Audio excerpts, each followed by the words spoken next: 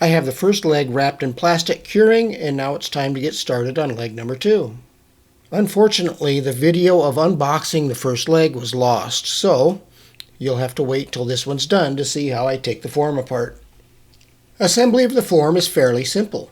First, I install the sides with a bit of caulking to prevent bleed out, and then do the same on both ends. Next are the 2 plugs for the feet. These do not get caulking because I don't care if anything bleeds underneath them. Now the 2 locators for the center diamond plug.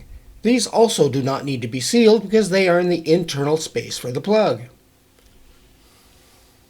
A small bead of the silicone sealant around the diamond plug, and then I screw it down. The last things to put in are the mounting screw guides, but the video cut out just before I got those completed.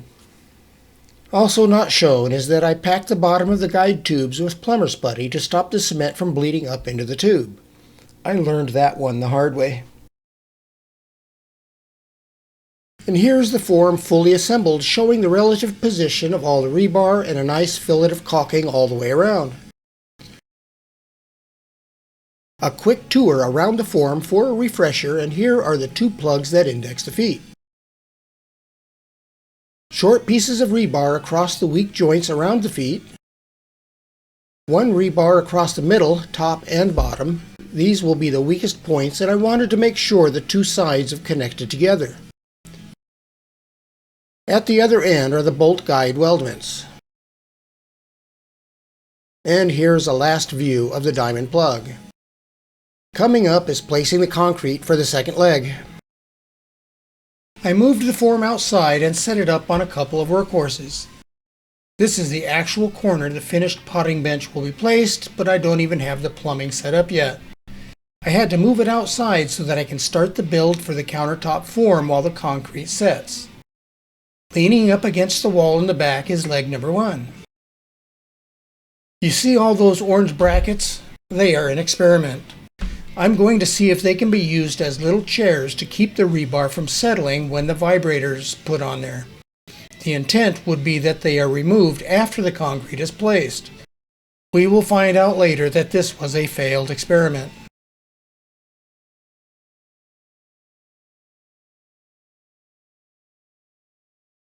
Back inside, we can see I have all the material ready to go. The colorant, the cement, the sand, the fiberglass, and over here is the air entrainment. The perlite is outside in some larger buckets.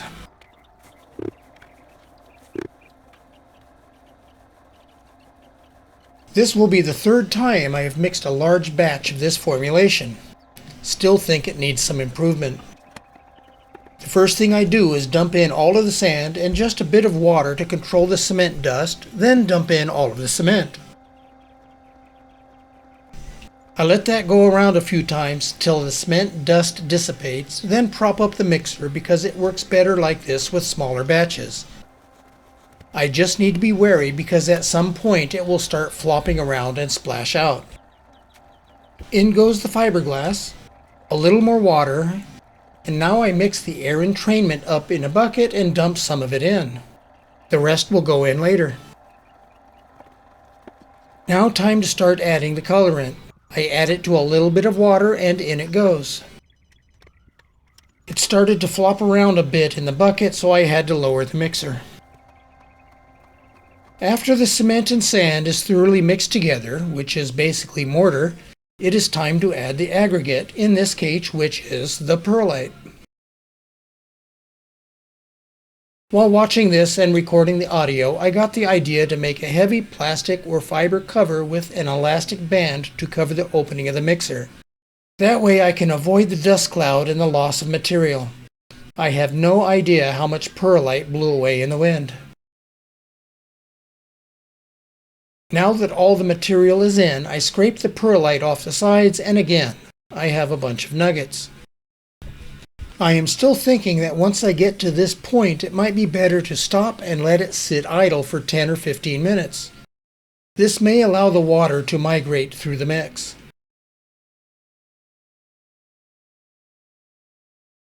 After a while, I stopped it and probed down to the bottom of the bucket to ensure everything was in the mix and not stuck to the bucket. I decided to add just a bit more water before I was content with the consistency, and now I think we are ready to pour. Now I've got the concrete mix transferred to the tub and we're ready to start filling up the form. But first, I've got to go in and get the vibrator. Now a quick think to make sure everything is ready, and I start dumping it in. At first glance, you might think it is way too dry because it looks like damp sand, but remember, the less water in the mix, the stronger it will be. After a couple of scoops, I was thinking the same thing, so I tested the vibrator. As you can see, the vibration turns it into mush and it flows just like molasses. I found that applying the vibration directly to the base works out the best, which you'll see once that idiot in front of the camera gets out of the way. It's just impossible to get decent help nowadays. Perfect. It's difficult to see at this angle, but I am packing the concrete into and around the two guide tubes. Then I grabbed the vibrator to settle it out, but that idiot got in front of the camera again.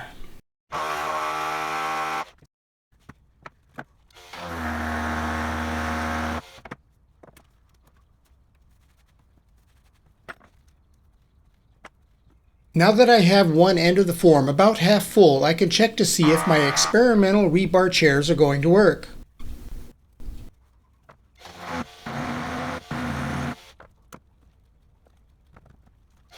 Looks like it's a total failure, but it was worth a try. I'll have to come up with a better idea to try next time. Now it's just a matter of going around the form, filling it halfway, and then settling it down with the vibrator.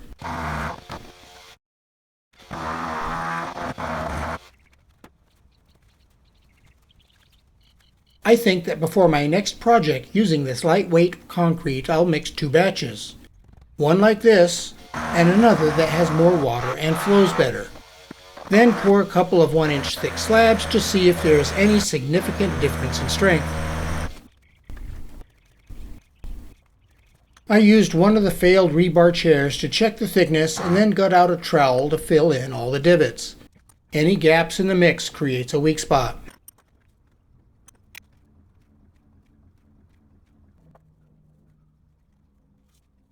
Now with all the rebar placed, it's time to top off the form. I pay particular attention making sure that it is fully packed around the guide tubes.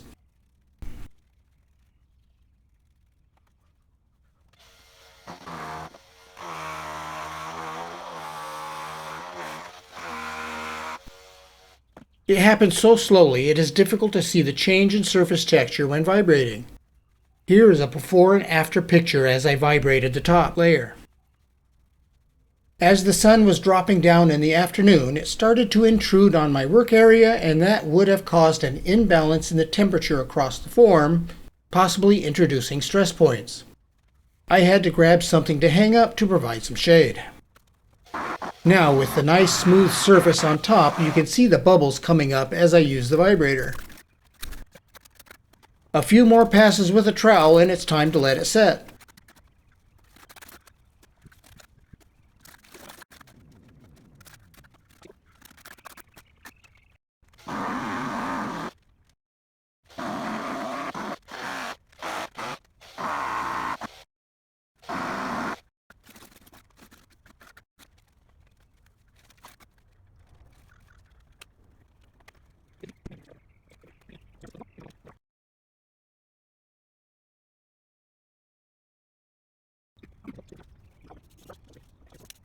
Three hours later, pressing into it, we can see it is set and ready to finish off.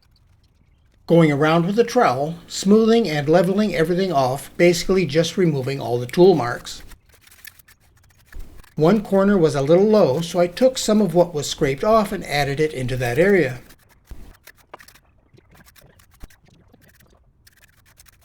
Now I have leg number 2 completed, and it will be ready to break out of the form next weekend. Now is time to start building the form for the countertop, but first, a miracle has happened and an entire week has gone by so I can show you breaking it out of the form. I had the leg wrapped in plastic for a week and now it's time to get it out of the form. Over here on the right, leaning up against the wall, is leg number 1 that I finished a week ago, and behind that are the 4 feet. To the right of the leg is the pipe coming up out of the ground that I'm going to have to modify to tap off for the water to the sink. Now let's start tearing this form apart and get this thing out of there. Now I've got my screwdrivers and soft blow hammer and ready to start tearing this thing down. First the tube guides, and then pull the guides out for the diamond center plug. Now for the 4 screws that hold the diamond center plug down to the base. Well, did anyone notice? I only removed 3 screws, and that error is going to bite me in the ass later.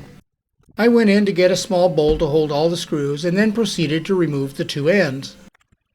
A little difficult to remove the first end, I determined it was actually the caulking that was holding it in place. Right in the middle of removing the 2 sides, the camera battery died. Nothing unusual occurred removing the 2 sides. They came off just about the same as the 2 ends. Battery back up and running, and the first thing I'm going to do is clean out all that center section in the diamond.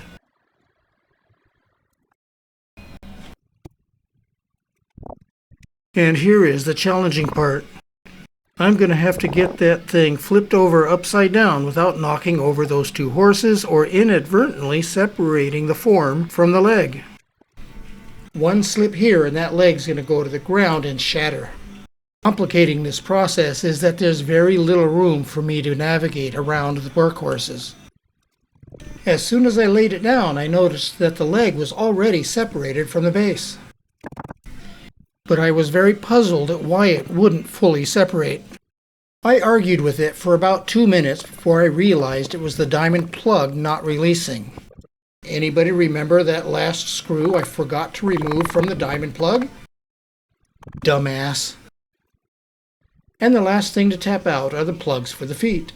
Now that I have 2 legs and 4 feet, it's time to get back on manufacturing the form for the actual countertop. That will be the next in this series.